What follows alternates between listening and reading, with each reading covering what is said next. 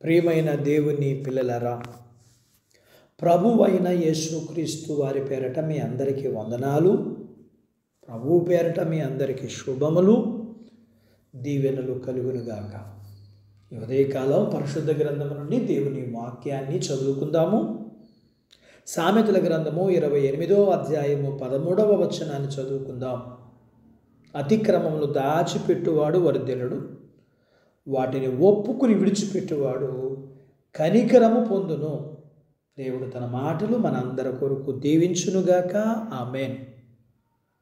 ప్రియమైన దేవుని పిల్లలరా, అపరాధ భావనతో బాధపడుచు తాను చేసిన పాపాల విషయంలో పశ్చాత్తాపడుతున్న ఒక పాపిని ఇక్కడ చక్కని దారికి చూపించబడుతుంది. మనము మన పాపములను కప్పిపుచ్చుకునే అలవాటు మానుకోవాలి. ఈ కప్పిపుచ్చుకోవడం అనేది ఎలా జరుగుతుంది అంటే, వారు చేసిన పాపాన్ని చేయలేదని అబద్ధం చెప్పడముతో ప్రారంభమై తమ వేషధారణతో దానిని కప్పిపెట్టి గొప్పలు చెప్పుకోవడంలో దానిని సమర్థించుకుని గంభీర ఉపన్యాసాలు చేస్తూ చెడును మంచిగా మార్చివేస్తారు.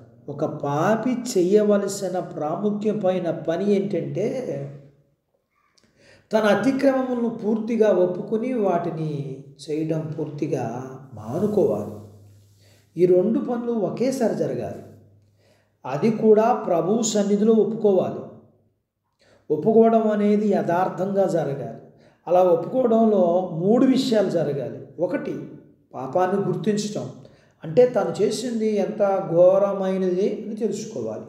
2, పాపాన్ని చేయడం ద్వారా కలిగే కీడు ఎంత భయంకరమైనదని గుర్తించగలగాలి.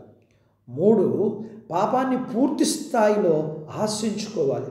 ఎట్టి పరిస్థితుల్లోనూ మన తప్పు ఇతరుల మీద నెట్టివేయకూడదు, ఇంకా పరిస్థితులను కూడా నిందించకూడదు. స్వాభావికమైన శరీర సంబంధమైనవి సమర్థించుకోకూడదు. మనసులో ఉన్నదంతా తేట తెల్లగా దేవుని సన్నిధిలో ఒప్పుకోవాలి. మన మనస్సాక్షి మోపిన నేరాలు, ఇంకా పరిశుద్ధాత్మ దేవుని చేత ఒప్పింపబడుతున్న పాపాలు అన్ని విషయములో తలవంచి యథార్థంగా పశ్చాత్తాపడాలి.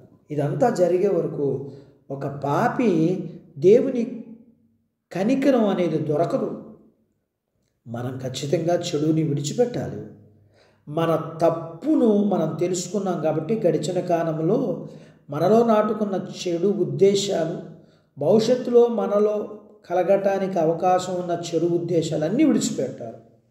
మనం ఒక పక్క తిరుగుబాటు చేస్తూ దేవునితో కలిసి ఉండలేం. చెడ్డ కార్యాలు చేసి అలవాటు విడిచిపెట్టవలసిందే. ఎందుకంటే అది మనల్ని మంచి మార్గంలో నుండి దారి మళ్ళిస్తుంది. దేవుడు తన మాటలు మన కొరకు దీవించునుగాక. ఆమేన్. ప్రార్థించుకుందాం. నాతో పాటు ఏకీభవించండి.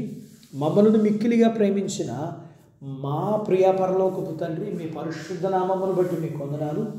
ఈ ఉదయకాలం మీ పాదాల దగ్గర మీ లేఖనాన్ని మేము నేర్చుకోవడానికి సహాయం చేశారు. మేము నేర్చుకున్న లేఖన భాగాన్ని బట్టి మీరు మా మీద కనికరం చూపించి కరుణ గల దేవుడుగా, జాలిగల దయగలిగిన దేవుడుగా, కృపాసత్య సంపూర్ణుడుగా, మేము మా అపరాధముల చేతను పాపముల చేతను చచ్చిన వారై ఉండగా మీరు మీ కృప చొప్పున మనం బ్రతికించిన దేవుడుగా మా జీవితాల్లో మేము పాపమును కలిగి ఉండక ఒప్పుకొని విడిచిపెట్టి పాపాన్ని గుర్తించగలిగిన వారుగా, పాపము చేయడం అనేది మాకు ఎంత నష్టం కలిగిస్తుందో గుర్తించగలిగే వారిగా, దానిని పూర్తిగా ఆశించుకునే వారిగా మేము ఉండగలగటానికి మాకు సహాయం చేయండి. మమ్మల్ని మీరు బలపరచండి. నన్ను బలపరచిన వారి యందే నేను సమస్తము చేయగలనని మీ లేఖనాన్ని బట్టి, మీ కృపను బట్టి మాత్రమే మేము బలవంతులు అవగలుగుతాం. పాపం విషయంలో దానిని ఆశించుకునేటట్లుగా దానిని మేము గుర్తించగలిగిన వారిగా, దానిని మేము దాని పర్యావసనం తెలుసుకోగలిగిన వారిగా, ఇటు విషయాల్లో మీ కృప చప్పున మాత్రమే మేము మరి కొనసాగలుగుతాం. కాబట్టి మీ కృప మాకు అనుగ్రహించండి, మమ్మల్ని బలపరచండి, మమ్మల్ని దీవించండి. చిన్నబిడ్డలను, యవనస్తులను, వృద్ధులను, స్త్రీ పురుషులను దీవించండి. చిన్నబిడ్డలు, యవనస్తులు చదువుల్లో, ఆరోగ్యాల్లో సహాయం చేయండి. ఉద్యోగ ప్రయత్నాల్లో విజయాన్ని ఇవ్వండి. ఉద్యోగాలలో ప్రమోషన్స్ ఇవ్వండి. చేతి పనులు, వ్యాపారాలు, పొలాలు, పశువుల్ని దీవించండి. వివాహాలు కాని వారికి అవటానికి, గర్భఫలములు లేని వారికి ఇచ్చి, గర్భం కలిగిన వారికి సుఖమైన ప్రసూతి ఇచ్చి, ప్రసూతి అయిన తల్లి పిల్లలకు ఆరోగ్యాలు ఇవ్వండి. మీ పిల్లల అవసరాలు, సమస్యలు, బలహీనత రుణాన్ని తీర్చండి. మీ పిల్లలకు మీరు సిద్ధపరిచిన పరలోకపు భూసంబంధమైన దీవెనలు మీరు పాత్రులుగా చేయమని యేసు ప్రభు వారి పేరట స్తుతించి ప్రార్థించి అడిగినవన్నీ పొందుకుని ఉన్నాము తండ్రి. ఆమేన్. దేవుడు మిమ్మల్ని దీవించునుగాక. ఆమేన్.